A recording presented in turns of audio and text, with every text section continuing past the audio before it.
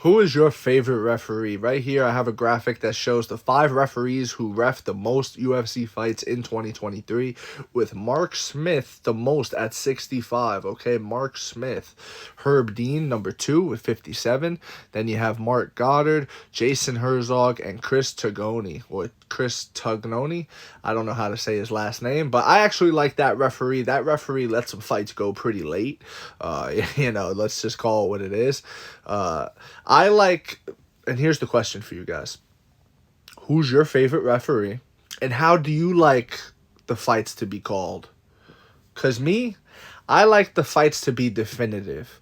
I don't like any question or any controversy about the finish to the fight. I don't like when Herb Dean steps in for Uriah Faber versus Hendon Barrow because Uriah Faber got hurt and he's just getting beat up right now. It's a fight. It happens. Sometimes you get beat up for a little bit. Go and ask Brock Lesnar versus Shane Carwin. Ref by Josh Rosenthal, mind you, where Shane Carwin pounded on Brock Lesnar, pounded on him, until how much could I keep going? Round 2 comes, Shane Carwin's tired, he gets fucking put in the head and arm choke, taps out Brock Lesnar. I'm gonna go, smash my wife tonight, whatever he said, you know what I mean? It's Brock Lesnar. That's what I like. Definitive. Sometimes you got to get beat up. When Uriah Faber's giving the thumbs up to Herb Dean, I'm good, bro, I'm good. But he's taking a bit of a beating. You just got to let him take a beating. I like for fights to be definitive. I didn't like the Yuri Prochazka stoppage against Alex Pereira. I would have preferred when Yuri's on his back in mount, there's 2 outcomes. Yuri either slips out, because that's what it looked like could have happened, or he bucks him off. He does something. He does something to get him off balance, and or Pereira fucking stiffens him right there like Shogun Lyoto Machida. Go and watch that fight, the rematch of that. You'll see how he got knocked out. If he just stiffens him, or that happens. I would prefer that happen than, oh man, that was kind of early. I don't think Yuri was done. You know what I mean? Fighter safety. Many of you are going to bring this point up. Well, fighter safety. Bro wants to see CTE. Bro wants to... Blah, blah, blah. Listen. Fighting is inherently dangerous. There is no such thing as fighter safety. It makes no sense. It's an oxymoron. It's like having wet fire. It doesn't make sense.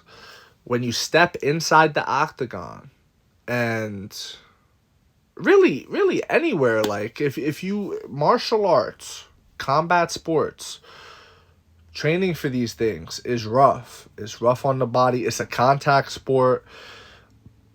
It's not safe. It's not for the person that wants to be safe. You don't sign up at a jiu-jitsu gym wanting to be safe. You know what I mean? You sign up knowing that someone's gonna, put you in an arm bar. You sign up knowing when, and that's just at the smallest level, right? When you go to sign up at a local gym and things like that. I'm talking about the UFC. I'm talking about the highest of the highest levels. These guys know what it is. They know I'm going in there to kill or be killed. I'm going in there, with the same intentions. I'm going to try to knock him out. I'm going to try to choke him out. I'm going to try to, tap, whatever. All these things come back to you. And in a fight, you can't always be the hammer. You can't always be the one throwing the punches. Sometimes you got to take the punches. And that's fighting. And you can't just stop fights because all of a sudden I got to start taking the punches. You get what I'm saying? Let me take the punches. Or let me fail to take the punches. Let me try to take the punches and then, oh shit, he can't take these punches, stop the fight.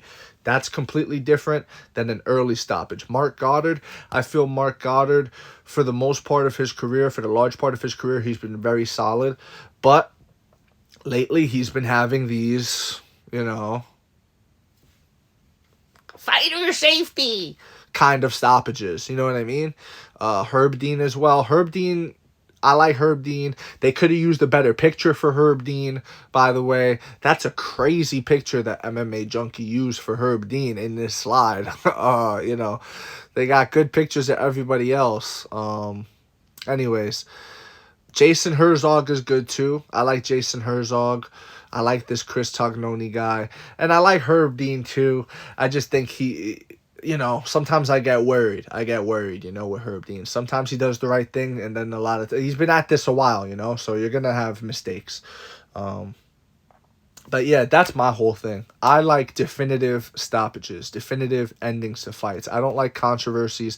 I don't like, oh, do we have to do an immediate rematch now? No, no, bro. We're supposed to keep the train going. That's what this is.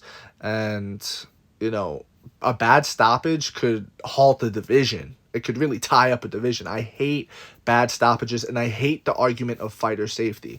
There is no such thing as fighter safety in a sport like this. There's no such thing. It doesn't make sense. It's an oxymoron. It's just one of those things where, you know, it's like when people talk about the oblique kick. Oh, should the kick to the knee, the John Jones kick, the oblique kick, should that be illegal? Should that be whatever? It's like, okay, if you make that illegal, then you got to make a Kimura illegal. You know what I mean? You got to make a knee bar illegal. You got to make a heel hook illegal. You got to make a lot of other things illegal. Why is that move illegal?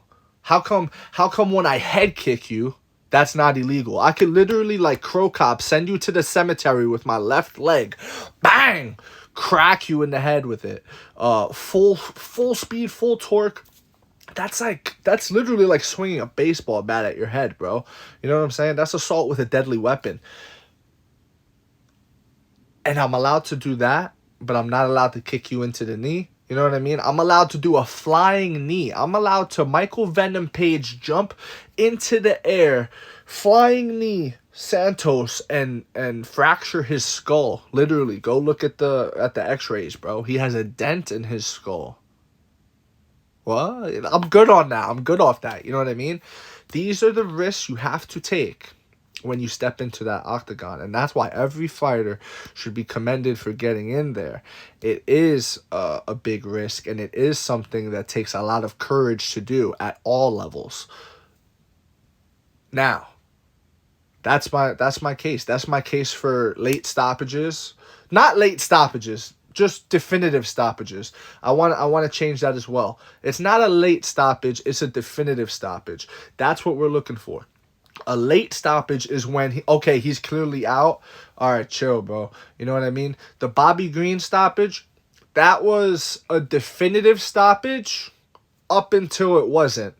That's basically the line you have to toe, because it was definitive. When he was like this, he was kind of getting a beating, but then when his arm went straight like this and he was limp, then it was like, all right, nah, pull it. You know what I mean?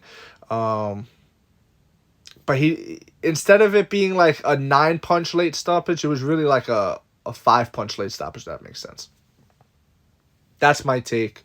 I prefer definitive stoppages. Let me know what you think in the comment section below.